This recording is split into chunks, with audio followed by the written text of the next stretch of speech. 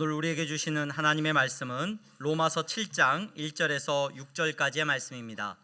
로마서 7장 1절에서 6절까지의 말씀을 제가 봉독하겠습니다. 형제들아, 내가 법 아는 자들에게 말하노니 너희는 그 법이 사람이 살 동안만 그를 주관한 줄 알지 못하느냐. 남편 있는 여인이 그 남편 생전에는 법으로 그에게 매인 바 되나 만일 그 남편이 죽으면 남편의 법에서 벗어나느니라. 그러므로 만일 그 남편 생전에 다른 남자에게 가면 음녀라. 그러나 만일 남편이 죽으면 그 법에서 자유롭게 되나니 다른 남자에게 갈지라도 음녀가 되지 아니하느니라. 그러므로 내 형제들아, 너희도 그리스도의 몸으로 말미암아 율법에 대하여 죽임을 당하였으니 이는 다르니 곧 죽은 자 가운데서 살아나신 이에게 가서 우리가 하나님을 위하여 열매를 맺게 하려 함이라. 우리가 육신에 있을 때에는 율법으로 말미암는 죄의 정욕이 우리 지체 중에 역사하여 우리로 사망을 위하여 열매를 맺게 하였더니 이제는 우리가 얽매였던 것에 대하여 죽었으므로 율법에서 벗어났으니 이러므로 우리가 영의 새로운 것으로 섬길 것이요 율법 조문에 묵은 것으로 아니할지니라. 아멘. 이 시간 샤론 찬양대 하나님 앞에 찬양하시겠습니다.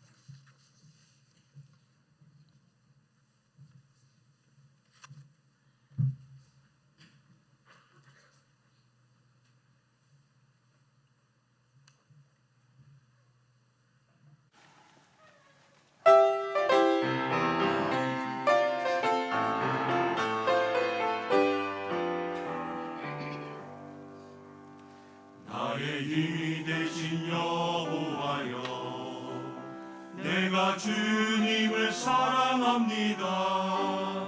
주는 나의 반석이시며 나의 요새시라.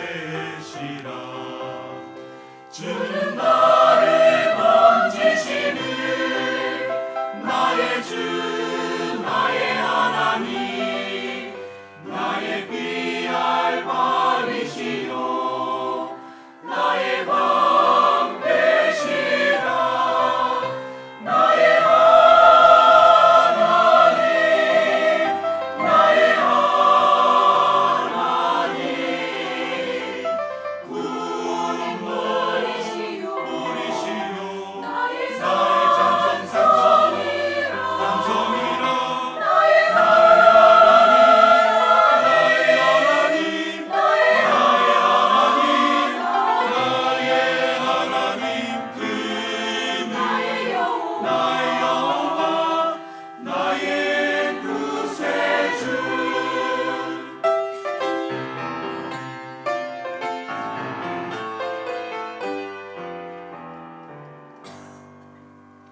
나의 생명이신 여호와여, 내가 주님을 찬양합니다. 주는 나의 사랑이시며 나의 의지시라. 주는 나를 이끄시어 주의 길 인도하시며 나의 생의 목자 되시니 내가 따르리라. 나의 하나님, 나의 하나님, 생명으로 멸류관을 내게 지으소서. 나의 하나님,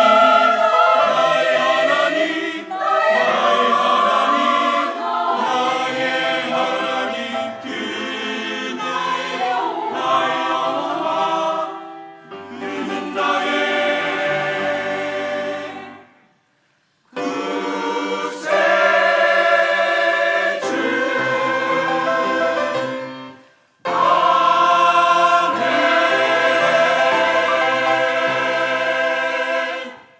아멘. 박수로 하나님 앞에 영광 올려드립니다. 감사합니다. 교회 소식 먼저 전하겠습니다. 예배에 참석하신 여러분 모두를 주님의 이름으로 환영합니다. 교회 등록을 원하시는 분들은 안내하시는 분들에게 말씀하시면 도와드리도록 하겠습니다. 교사 세미나 계속해서 지난주에 이어서 진행이 됩니다. 본 예배 후 12시 30분에 유년부실에서 모이도록 하겠습니다. 금요기도회 우리가 1월달 신년 금요기도회로 모였었는데요. 금요기도회는 계속해서 진행이 됩니다. 매주 금요일 저녁 8시 30분에 기도의 자리에 많이 오셔서 뜨겁게 함께 기도할 수 있기를 바랍니다. 기도하는 엄마들 MIP 기도 모임이 다음 주 오후 1시에 초동부실에서 있습니다. 기억하셔서 참여하시기를 바라고요. 대학 청년부 모임이 11시 본예배 후에 초동부실에서 모입니다. 우리 대학 청년들 모두들 참석하셔서 또 교회 안에 건강한 공동체를 세워나갈 수 있는 은혜가 있기를 바랍니다. 연말정산 신청하신 분들은 뒤쪽에 그 데스크에 비치가 되어 있습니다. 꼭 찾아가시고 또 필요하신 분들은 신청해 주시면 감사하겠습니다. 그리고 오늘 예배 후에 오후에 우리 교사 세미나까지 마치고 나면 한 2시 정도 될 것 같은데요. 2시쯤에 여기 유년부실을 우리가 조금 손을 보려고 합니다. 바닥에 이렇게 따뜻하게 이렇게 난방을 좀 이렇게 넣고요 하는 작업을 해서 우리 유년부 아이들이 지금 모이는 장소에서 조금 좁게 느끼고 있어서 테이블을 좀 치우고 바닥에서 예배드릴 수 있도록 이렇게 준비를 하려고 합니다. 그래서 시간이 되시는 분들은 2시에 의자 치우고 이렇게 하는 일에 우리 남자 집사님들이나 또 이렇게 참여하실 수 있는 분들 참여하셔서 잠시 도와주시면 감사하겠습니다. 우리 옆에 분들 보면서 인사하겠습니다. 잘 나오셨습니다. 잘 나오셨습니다. 성도님은 하나님 나라의 보배십니다. 이렇게 인사해 주십시오. 네.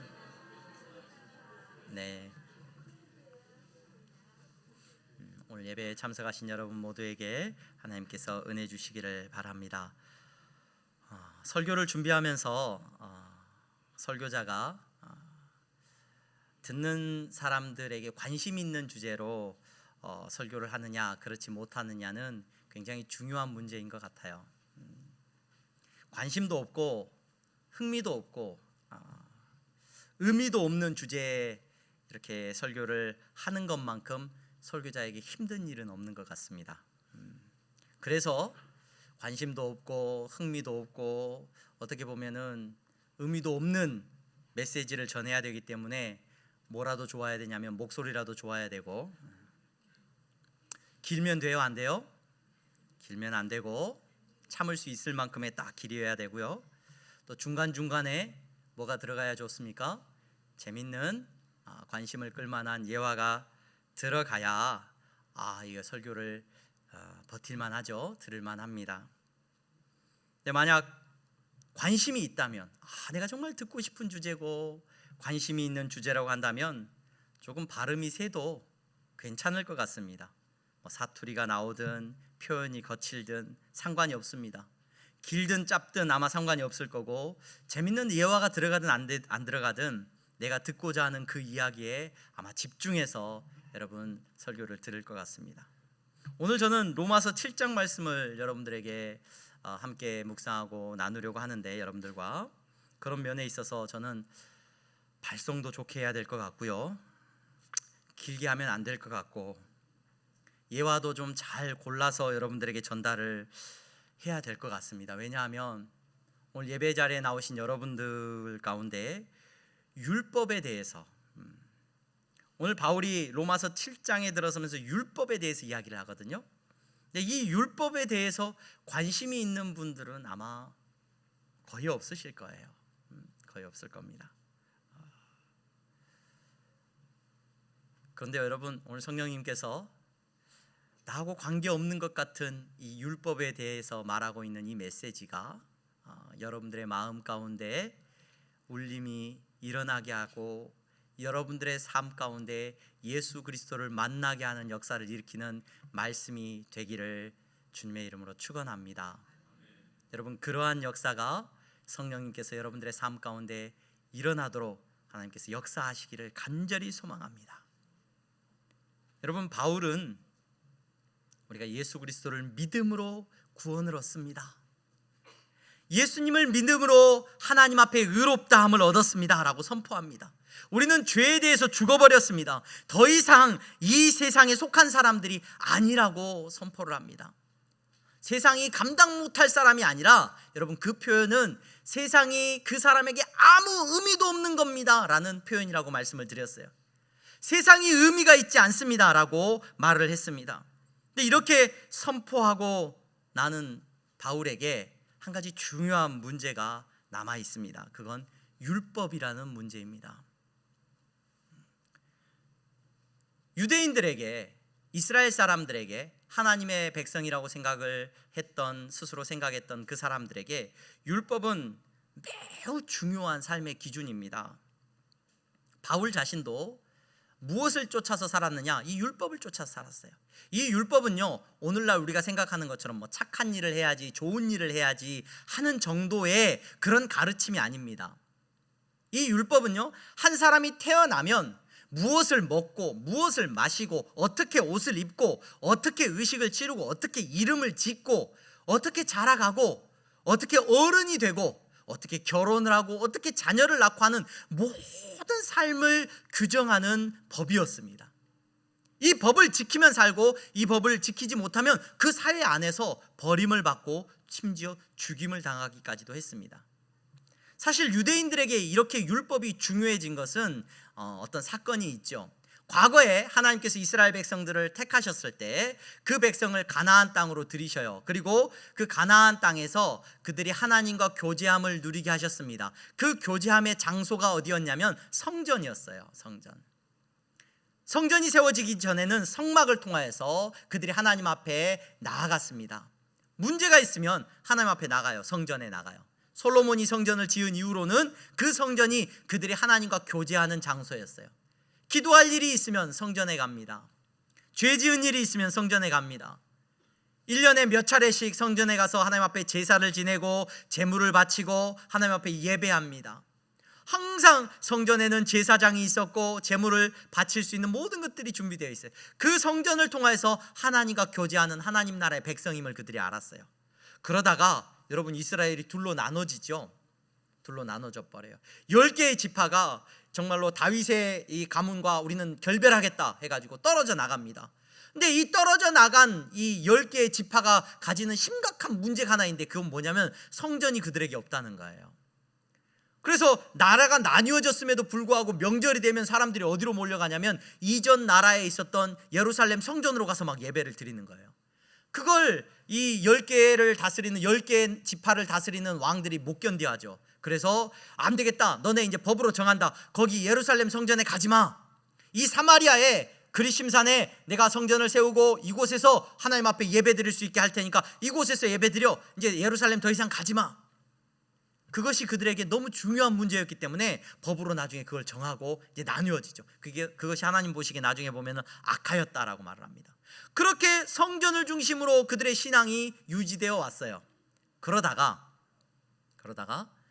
이 10개의 지파가 떨어져 나간 10개의 지파 북이스라엘이 먼저 멸망을 하죠. 멸망을 해요. 멸망당하면서 그들이 지었던 성전이 남아 있습니까? 안 남아 있습니까? 안 남아 있죠. 완전히 무너져 버려요. 그리고 다 끌려가 버립니다. 남쪽 유다 지파 2개의 지파가 명맥을 유지하던 이스라엘도 바벨론에 의해서 멸망을 당합니다. 바벨론이 멸망시키면서 그 성전을 완전히 회파해버리고 심지어 그 땅에 살고 있는 사람들을 다 데려다가 좀 똑똑하고 조금 인물이 좋고 가문이 좋은 사람들은 다 바벨론 땅으로 데리고 가버립니다. 이스라엘이라고 하는 정체성을 유지할 수가 없어요. 하나님 앞에 예배할 수가 없습니다. 바벨론 땅에 가서 그들이 절망하죠. 하나님과의 관계가 끊어진 걸 경험합니다. 그때부터 그들의 신앙이 조금씩 바뀝니다. 어떻게 바뀌느냐? 이전에는 모든 신앙의 중심이 성전이었어요. 성전에서 나가서 하나님과의 관계가 회복되어지고 성전에 나가서 하나님의 음성을 들을 수 있고 하나님과 교제할 수 있다라고 믿었어요. 그런데 이제 성전이 무너지고 나니까 자기들을 돌아보면서 야, 성전이 중요한 게 아니라 우리가 율법을 지켜야 되겠다. 하나님 앞에 제사를 지내지 못하지만, 양을 잡지는 못하지만 우리가 안식일을 거룩하게 지키자. 안식일을 거룩하게 지키자.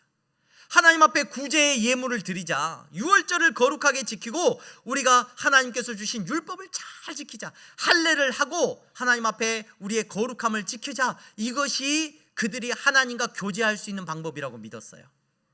그래서 이후에 바벨론 포로 이후에 물론 다시 돌아와서 성전을 다시 짓습니다. 성전을 한번 짓지만 초라한 성전이 지어지고 이후에 헤롯이 다시 한번 성전을 지어요. 하지만 헤롯이 성전을 지은 것은 다분히 정치적인 목적이었습니다. 왕권을 강화시키기 위한 정치적인 목적이었죠. 하지만 이스라엘 사람들의 신앙 속에는 이제 율법이 하나님과 교제하는 일의 핵심이라는 것을 그들이 이제 알게 되고 그 율법을 지키려고 몸부림쳐요. 그래서 이스라엘 사람들이 이제 흩어지면 그들은 성전을 짓는 것이 아니라 무엇을 짓냐면 시나고그라고 하는 회당을 지어요. 회당을 짓고 그 회당에 모여서 뭐 하느냐? 율법을 배워요. 누가? 랍비가, 선생님이 나와서 그들에게 율법을 가르쳐 주는 거예요. 그 율법을 따라서 그들이 살게 되는 거예요. 그래서 바벨론의 때부터서 성경이 필사되기 시작하고 바벨론의 때부터서 탈무드라는 것들이 만들어집니다. 탈무드라고 알고 있는 것이 율법의 각주를 다는 거예요. 막 예화를 달고 율법을 이렇게 지켜야 된다, 뭐 그런 이야기들을 삽입한 것이 탈무드라는 책이에요. 바벨론 포로 때부터 이제 만들어져요. 그러면서 그들의 신앙생활이 철저하게 율법을 중심으로 흘러가게 됩니다.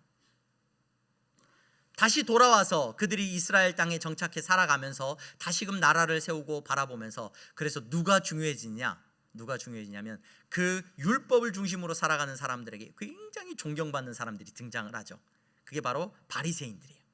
바리새인들은 뭐 하는 사람들이에요? 제사장도 아니잖아요. 그 사람들 하나님 앞에 제사 지내는 사람도 아니고 레위인도 아니란 말이에요. 근데 이 바리새인들은 율법을 기가 막히게 해석하고 율법을 잘 지키는 사람들이에요. 그 율법을 따라서 난지 며칠 만에 할례를 행하고 또 할례를 따라서 아이의 이름은 어떻게 짓고 또 아이가 어떻게 무엇을 먹여야 되고 무엇을 가르쳐야 되고 뭐 어떻게 자라야 되고 또 어른이 되어가면 만 13세가 되면 성인식을 치러요. 성인식이라는 표현 자체가 히브리어로 바르 미츠바라 그래요. 바르 미츠바라고 말은 무슨 말이냐면 바르가 아들이란 말이에요. 근데 미츠바가 계약이란 말이에요. 계약의 아들이 된다는 말이에요.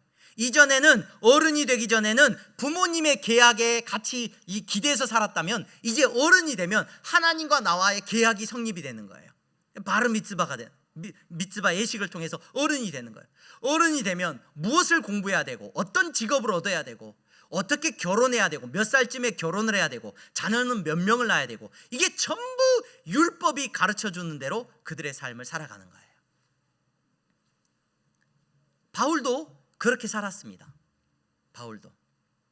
그런데 여러분, 바울이 선포하고 있는 이 복음은 뭐냐면 우리는 죄에 대해서 죽어버렸다. 하나님 앞에서 우리의 관계는 우리는 더 이상 율법이 의미가 있지 않다라고 말을 해버리는 겁니다. 율법이 쓸모없다는 거예요. 던져버린 거예요. 실제로 율법을 쫓아서 바울이 그토록 열심히 살았는데 예수님을 만난 다음에 바울은 안식일을 지켰을까? 안 지켰을 거예요. 이방인들과 만나게 되면 율법은 뭐라고 말하냐면 부정한 사람이 돼요. 그러니까 이방인들하고 접촉하고 나면은 손을 씻고 몸을 씻고 옷을 빨고 밖에 구별돼 가지고 일주일 정도 구별돼서 삶을 살아야 되고 하는 모든 율법이 말하는 규정이 있어요. 그런데 바울이 그걸 지켜요? 안 지켜요. 바울은 틈만 나면 이방인들 만나러 다녀요. 음식을 먹는 것도 정한 규례가 있어요. 율법이 가르쳐주는 법이 있어요. 그런데 그 법을 따라서 먹어야 되는데 아마 바울은 가는 곳마다 주는 대로 먹었을 거예요. 율법이 아무 쓸모없는 것이 되어버렸고 그냥 율법을 던져버리고 살게 된 겁니다. 그러한 바울의 메시지는 그래서 유대인들에게 정말로 충격적이었어요. 그리고 바울을 바라보면서 그들은 도저히 용납할 수가 없었던 거죠. 바울은 예수님을 만난 이후에 그 율법을 더 이상 의미 없는 것이라고 던져버렸단 말이에요. 왜 그랬느냐? 왜? 오늘 우리가 읽은 본문에 바울이 그 이야기를 하고 있죠. 여러분, 저도 이 율법에 매였던 사람인데 이 율법이라고 하는 것을 무엇과 비유해서 설명하고 있냐면 결혼이라고 하는 예식과 비유해서 설명을 해주고 있습니다. 두 남녀가 만나가지고 결혼을 합니다. 우리도 결혼을 하고 하는데 결혼 예식 요즘은 이제 이렇게 특별히 예배로 드리지 않는 세상에서는 이렇게 주례 선생님 모시지 않고 이렇게 진행을 하는 경우가 있어요. 하지만 어떤 결혼이든 간에 반드시 결혼 예식에는 무엇이 들어가냐면 뭐가 들어가요? 서약이 들어가요. 혼인 서약. 그 서약의 의미가 뭡니까? 결혼을 하면 여러분 서로에게 약속을 하는 거예요. 서로를 올가매는 약속을 하는 겁니다. 그래서 결혼만큼 이 강력한 약속이 없어요. 사실 결혼하면 이 결혼은 반드시 끝까지 갑니다. 끝까지. 근데 이 결혼을 할 때 서로가 이제 부부가 약속을 하고 사람들 앞에서 부부가 됨을 이제 선포를 하는데, 이 결혼이라는 예식을 우리가 통해서 보게 될 때 결혼이라는 약속을 이렇게 이제 하고 살아가는데, 저도 주례를 서면서 이렇게 서약을 하는 시간을 갖습니다. 서약을 하는 시간을 갖는데, 서약을 할 때 제가 주례를 했던 그 결혼식의 어떤 서약서의 내용들을 다시 살펴봤어요. 그랬더니 제가 서약을 할 때 이렇게 말을 하더라고요. 이 세상을 살아가는 동안, 이 세상을 살아가는 동안 이렇게 끝까지 두 분이 서로 사랑하겠습니까? 이렇게 이제 결혼을 지키겠습니까? 약속을 하죠. 여러분, 예전에 주례사 선생님들이 약속할 때는 어떤 주례 문구가 많이 들어갔어요? 서약에 검은 머리가 팥뿌리가 될 때까지. 여러분, 이 주례를 듣고 결혼하신 분들도 계실 거예요. 약속을 하는데 조건이 있더라는 거예요. 이제부터 이 두 분은 부부가 됐으니까 영원히 사랑하고 사십시오, 이렇게 말을 하지 않고 뭐라고 말을 해요? 이 세상을 살아가는 동안 두 분이 이 부부로서의 대의를 지키십시오. 검은 머리가 팥뿌리가 될 때까지, 곧 이 세상을 떠날 때까지는, 죽을 때까지는 부부의 약속을 지키면서 사시기 바랍니다 하고 이렇게 이제 서약을 한단 말이에요. 바울이 이 사실을 오늘 우리에게 말해주고 있어요. 자기가 왜 율법을 다 던져버렸는지, 자기에게 더 이상 왜 율법이 의미가 없는지를 이 결혼이라고 하는 약속을 통해서 설명을 해주고 있단 말이에요. 죽으면 상대가 죽으면 더 이상 물론 너무 빨리 이렇게 재혼을 한다거나 그러면 도덕적으로 비난을 받을 수는 있어요. 하지만 법적으로는 아무런 문제가 없다는 거죠. 바울이 율법을 지키면서 살았습니다. 율법하고 약속을 했어요. 계약을 맺었어요. 이스라엘의 모든 백성이 율법으로 말미암아 하나님과 약속을 맺었어요. 아까 제가 성인이 되는 건 바르 미츠바라 그랬어요. 계약의 아들이 되는 거예요. 그 약속을 통해서 하나님과 이제 계약 관계가 성립하는 거예요. 그러면서 하나님께서 그들에게 약속으로 주신 게 뭐냐면 율법이에요. 그 율법을 지키면, 우리가 새벽마다 요즘 신명기 말씀 보고 있어요. 우리 집사님 아까 기도하실 때도 신명기 말씀을 이렇게 매일 묵상하시는 말씀을 인용하셨는데, 신명기의 말씀에 보면 하나님과 이스라엘 백성들이 약속을 한단 말이에요. 약속을 모세를 통해서 약속하게 해요. 6장에 보면은 또 11장에 보면 계속해서 이스라엘 백성과 약속하는 게 뭐예요? 에발산과 그리심산을 다 나누어 가지고 그들에게 약속의 말씀을 주셔요. 뭘 약속하냐? 너희들이 이 율법을 지키면 내가 복을 줄 것이고, 이 율법을 못 지키면 뭐 할 거다? 저주를 받을 거다. 이것이 그들이 가지고 있는 약속이에요. 그래서 그들은 이 율법을 지키기 위해서 얼마나 몸부림쳤는지 몰라요. 이 약속을 지키기 위해서 얼마나 노력을 했는지 모른다는 거예요. 그런데 바울이 뭐라고 말을 하냐면, 나는 그 약속에 대해서 죽어버렸다는 거예요. 이게 무슨 말이냐? 예수님께서 이 땅에 오셨습니다. 그분은 율법의 완성이십니다. 율법을 완전히 다 이루셨어요. 그런데 그분이 내가 율법에 대하여 진 빚을 짊어지고 저주받은 십자가에서 죽으셨어요. 나는 그 사실을 바라보고 나는 그 사실을 믿어요. 바울이 그 예수님을 믿음으로 말미암아 어떤 일이 일어나느냐? 나도 예수님과 함께 십자가에 죽어버린 일이 일어난 거예요. 그 율법이 요구하는 그 요구에 대해서 내가 죽음으로 끝나버린 거예요. 더 이상 그 율법은 이제 바울을 지배하지 못한다는 거예요.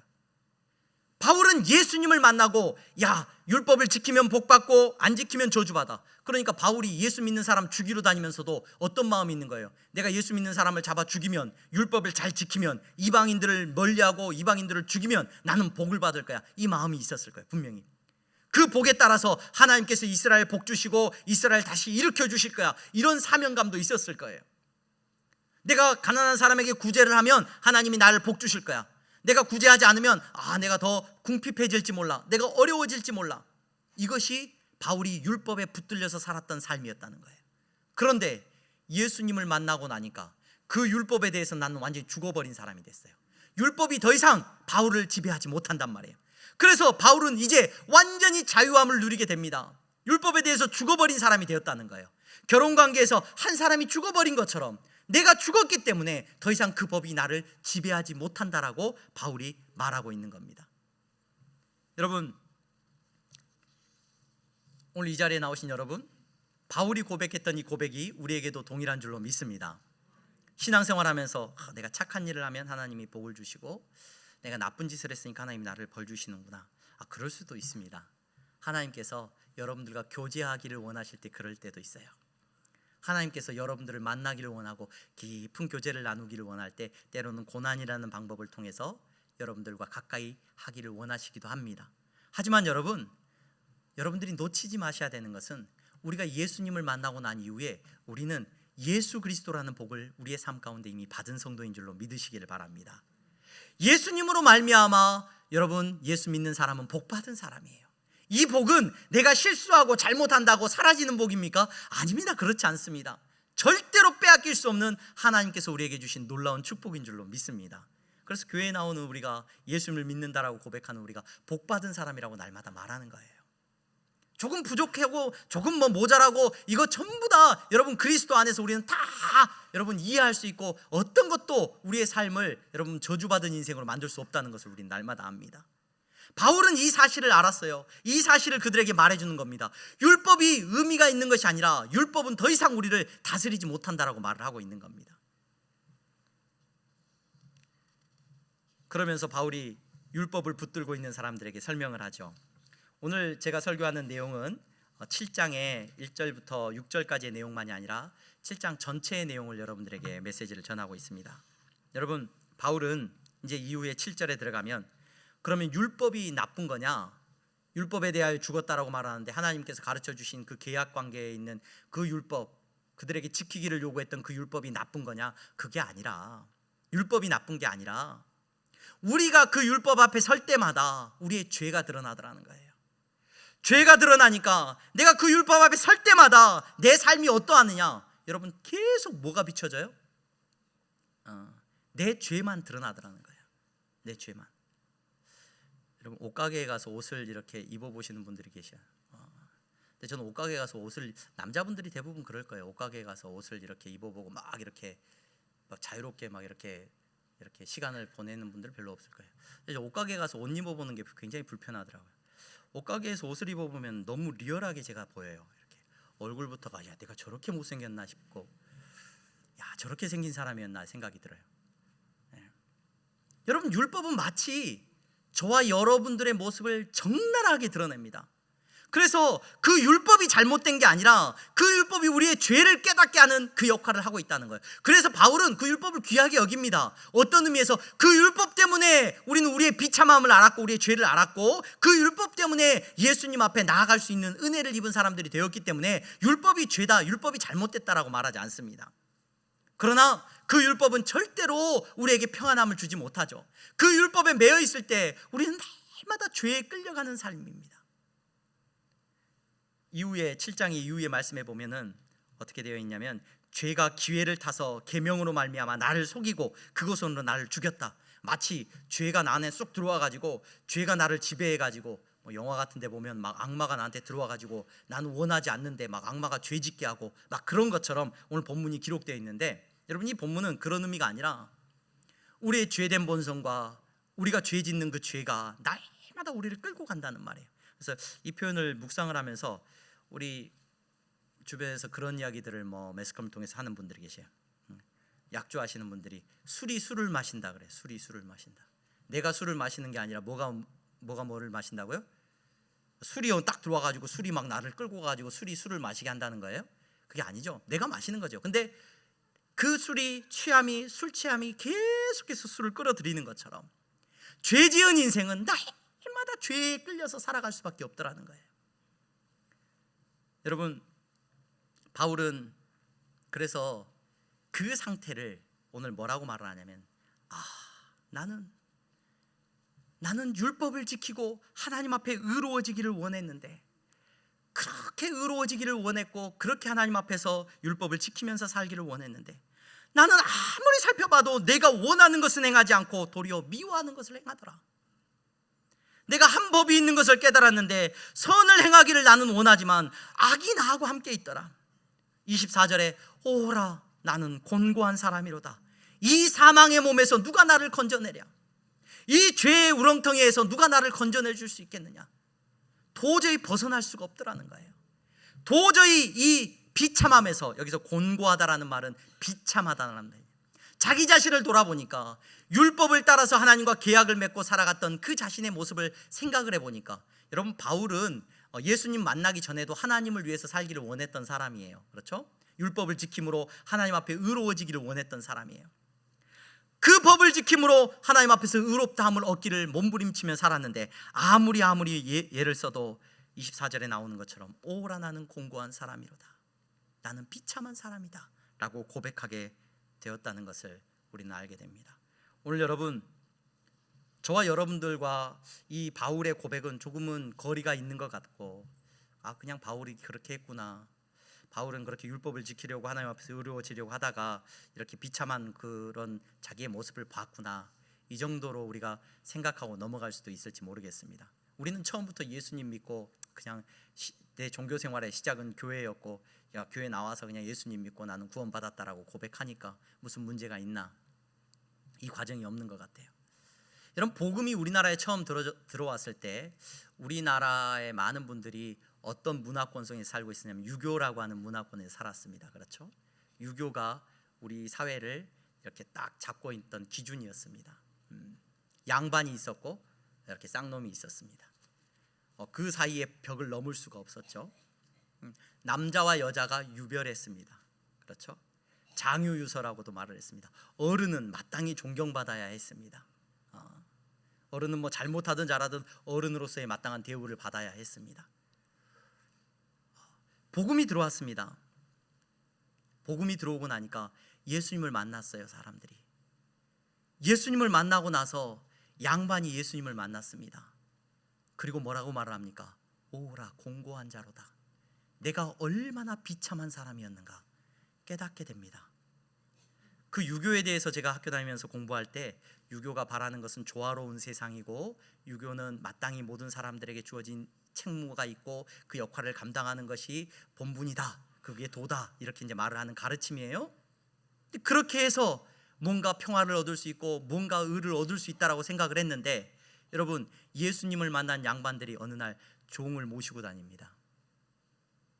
종을 모시고 예수님을 만나고 나니까 나를 올가매던 과거의 유교라고 하는 그 관습이, 내가 양반이라고 했던 그 모든 생각들이 아무 의미가 없어져서 던져버려요. 예전엔 밥을 같이 안 먹었습니다. 남자와 여자가. 아무리 못난 남자도 여러분 존경받아야 되는, 요즘은 우리 전사님 성별이 나왔는지 모르겠는데 딸이라고 좋아하는 것 같아요.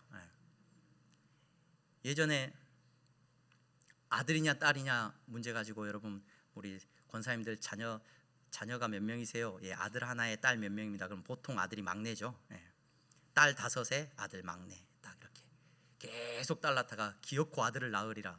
요즘은 딸이 없으면 굉장히 서운해하시고 기도 부탁을 받습니다. 세상에 뭐라고 기도 부탁을 받아요? 딸 낳게 해달라고 기도 부탁을 받습니다. 아들이 존귀합니다. 남자가 거드름 피웁니다. 예수님이 오셨습니다. 그 예수님을 만났습니다. 예수님 앞에서 내가 죽었습니다. 그렇게 내가 남자라서가 아니라 예수님을 만나고 나니까 던져버리게 됩니다. 예수 믿는 사람들이 왜 밥을 따로 먹습니까? 같이 먹습니다. 사랑하는 아내가 얼마나 존귀한지 압니다. 여러분, 딸이 얼마나 귀한지 압니다. 하나님께서 나에게 주신 그 생명이 얼마나 귀한지 알게 됩니다. 여러분, 예수님을 만난 사람들이 과거에 우리를 올가매고 있었던 그 모든 것을 다 던져버렸습니다. 그게 의미가 없어요. 그걸 지키는 것이 의미가 없단 말이에요. 누구 때문에? 예수님을 믿고 났더니, 예수님과 함께 나는 십자가에 못 박혀 죽고 났더니 내 삶의 기준은 누가 되었느냐? 예수 그리스도가 된 거예요. 예수 그리스도가. 여러분, 오늘을 살아가는 저와 여러분들은 저마다의 기준을 가지고 살아갑니다. 뭐가 의미 있다라고 생각을 하면서 살아갑니까? 정치적인 신념이 있습니다. 나는 이 당을 지지하고 이 당이 잘 돼야 되고 우리나라는 이 당이 돼야지 맞다. 경제적인 신념도 있습니다. 돈이 많았으면 좋겠고 돈을 벌어야 돼. 건강이 우리를 유지하는 어떤 신념이 되기도 합니다. 건강해야지. 건강하려고 여러분 운동도 열심히 하고 얼마나 먹을 것도 신경을 쓰는지 모릅니다. 외모가 중요합니다. 미모를 얻기 위해서, 아름다운 미모를 얻기 위해서 뭐 수술도 받고 주사도 맞고 아름다워지고 예뻐지기 위해서 공부하는 것이 자기의 신념이 됩니다. 좋은 대학에 가는 것이 중요합니다. 그래, 조금 더 좋은 대학 가고 조금 더 좋은 대학 가고 조금 더 좋은 대학 가야 된다. 여러분, 먹는 것이 내 삶의 즐거움이고 여행하는 것이 즐거움이고, 여기도 여행했고 저기도 여행했고 여기도 해보고 싶고, 성적인 만족을 얻기 위해서 여기도 다녀보고 저기도 다녀보고, 그것들을 얻고 그것들을 누리면 내 삶에 만족함이 있고 내가 뭔가 도달할 수 있을 것 같은 갈망이 있습니다. 그리고 그 마지막에는 뭐라고 말을 하느냐? 오라, 나는 공고한 사람이다. 오라, 나는 비참한 사람이다. 아무리 많은 것을 얻었다고 해도 더 얻고 싶고 더 움켜쥐고 싶고, 결국에 그 움켜진 것으로 인하여서 만족함을 누리고 내가 감사하다, 만족하다는 것이 아니라, 여러분 뭐라고 말을 해요? 나는 비참한 사람이다. 시간이 지나면 지날수록 나의 아름다움은 사라져가고 나의 건강도 시들어가고 내가 모아놓았던 모든 것들도 한순간에 사라지고, 여러분, 오호라, 나는 공고한 사람이로다. 오늘 이 자리에, 예배 자리에 나오신 여러분, 적어도 예수님을 만난 분이라면 이 고백이 여러분들의 삶 가운데 있었을 줄로 믿습니다. 성경에 나오면은 바울뿐만 아니라 모든 사람들이 예수님을 만나고 자기를 돌아보면서 오라, 나는 공고한 사람입니다 고백합니다. 베드로가 예수님을 만났습니다. 예수님을 만났습니다. 물고기 잡다 예수님을 만났습니다. 물고기를 가득 잡았습니다. 그리고 예수님 앞에 무릎 꿇습니다. 예수님, 나를 떠나십시오. 나는 죄인입니다. 나는 죄인입니다. 여러분, 한 눈먼 사람이 소리칩니다. 다윗의 자손 예수여, 나를 불쌍히 여겨주시기를 바랍니다. 수없이 많은 사람들이 예수님을 만나고 나는 공고한 사람입니다, 나는 죄인입니다, 나를 불쌍히 여겨주십시오, 나를 불쌍히 여겨주십시오, 나를 기억해 주십시오. 그리고 그분들은 예수님을 만나고 예수님과 함께 죽고 예수님과 함께 살게 되는 은혜를 누린 사람인 줄로 믿습니다. 여러분, 여러분들의 삶이 비참한 삶이 아닌 줄로 믿습니다. 왠지 아십니까? 25절 마지막에 보면은, 7장 25절에 보면은 바울이 오라, 나는 공고한 사람이로다 라고 말을 하다가 한숨처럼 터져 나오는 감사가 있습니다. 25절에 우리 주 예수 그리스도로 말미암아 하나님께 감사하리로다. 바울은 이 감사가 터져 나오는 것을 막을 수가 없습니다. 그는 공고한 사람이었지만, 비참한 사람이었지만, 몸부림치던 사람이었지만, 예수 그리스도 그분을 만나서 이제는 감사하는 사람이 되었다는 것을 오늘 고백하고 있는 것을 보게 됩니다. 오늘 예배 자리에 나오신 여러분들은 하나님 앞에 감사하는 성도인 줄로 믿습니다. 더 높은 것을, 더 많은 것을 갖지 못해서 비참한 인생이 아니라, 나이 들어가면서 내 인생을 바라보니까 비참하고 나는 공고한 인생이다라고 탄식하는 사람이 아니라, 여러분, 예수 그리스도로 말미암아 나는 감사하는 성도라고 고백하는 분들인 줄로 믿습니다. 여러분, 제일 비참한 게 뭔지 아십니까? 내가 돈이 없어서 비참한 거예요. 돈이 없어서 비참하니까 내 자식한테 뭐라고 가르치는 줄 아세요? 너는 돈을 많이 벌어라 그래요. 내가 돈이 없어서 비참했으니까 너는 돈을 많이 벌면 이 비참함을 극복할 수 있을 거라고 착각을 해요. 야, 나는 좀 못생겼지만 너는 예뻐야 되니까 내가 너를 성형도 시켜주고 뭐도 해주고 너 예뻐지게 하기 위해서 최선을 다해줄게. 그런다고 그 인생이 비참해지지 않습니까? 내가 공부를 못해서 내가 비참했지만 너는 공부 열심히 해가지고 비참한 인생 살지 말아라. 공부 열심히 시키면 비참한 인생이 안 될 것 같습니까? 오늘 예배 드리시는 여러분들의 삶은 비참함이 끝이 나기를 주님의 이름으로 축원합니다. 공고함이 끝이 나기를 소망합니다. 예수님을 만나고 나면 우리가 자녀들에게 하는 말이 달라질 거예요. 예수님을 안 만난 사람은 자녀들에게 하는 말이 여러분 똑같을 겁니다.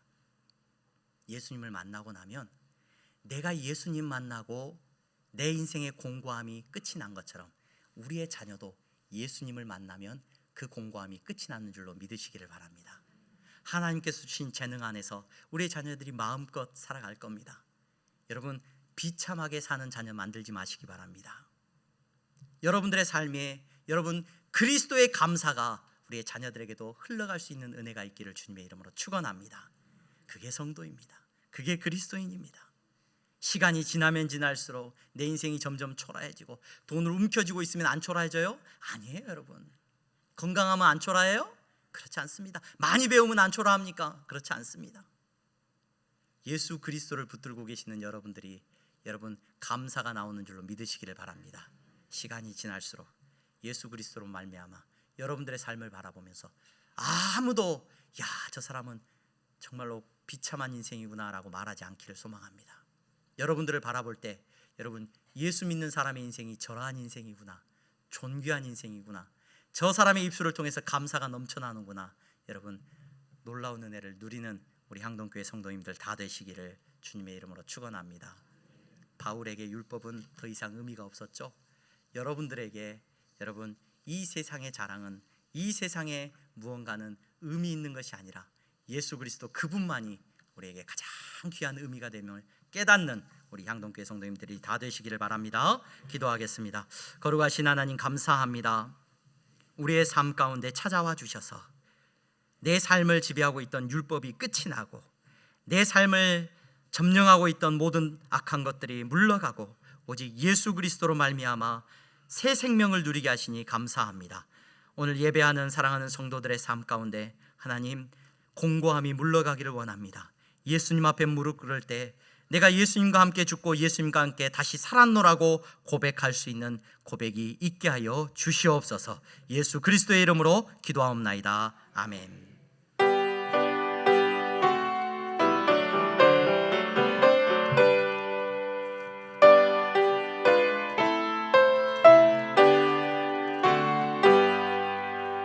나의 생명 드리니 주여 받아주셔서 세상 살아갈 동안 찬송하게 하소서. 나의 보화 드리니 주여 받아주셔서 하늘나라 위하여 주 뜻대로 쓰소서.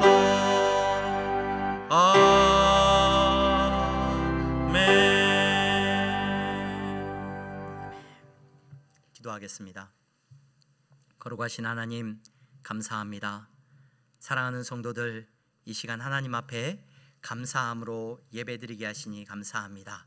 하나님 저들이 정말로 하나님 앞에서 공고한 사람으로 나아가는 것이 아니라 하나님 날마다 감사하며 기뻐하는 사람이 되게 하시니 감사합니다.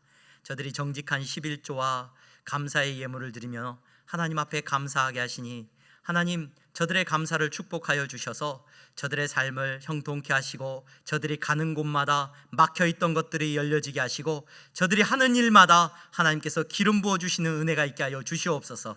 그리하여서 하나님께서 부어주시는 그 은혜로 마음껏 하나님의 나라를 위하여 쓰임받는 종들 다 될 수 있도록 은혜 베풀어 주시옵소서. 사랑하며 섬기기를 원합니다. 나누고 베풀기를 원합니다. 아버지 하나님 힘들어하는 자들을 돕기를 원합니다. 하나님 그 일 가운데 사랑하는 성도들을 사용하여 주시옵소서. 아버지 하나님 감사합니다.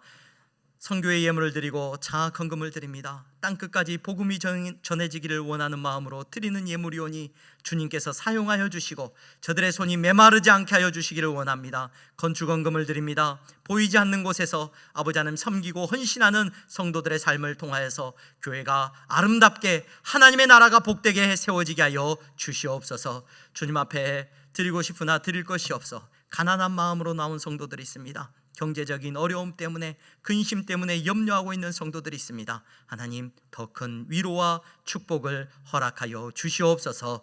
예수 그리스도의 이름으로 기도하옵나이다. 아멘.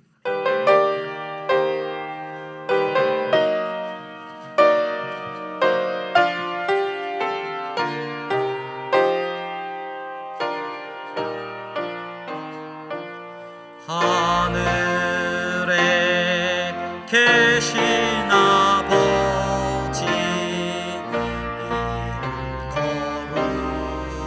거룩하사 주님 나라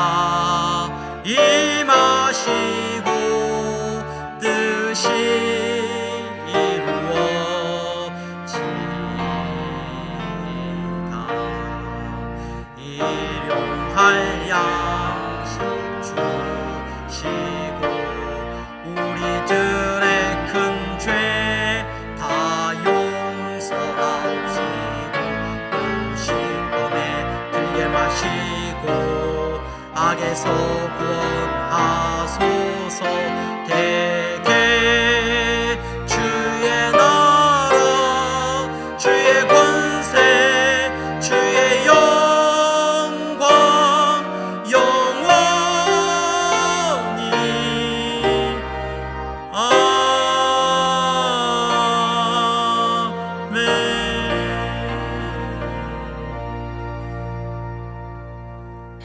주 예수 그리스도의 은혜와 하나님 아버지의 사랑하심과 성령의 교통 충만하심이 곤고한 인생이 아니라 예수 그리스도로 말미암아 감사하며 살아가는 성도들의 머리머리 위에 이제부터 영원토록 함께 있을지어다. 아멘.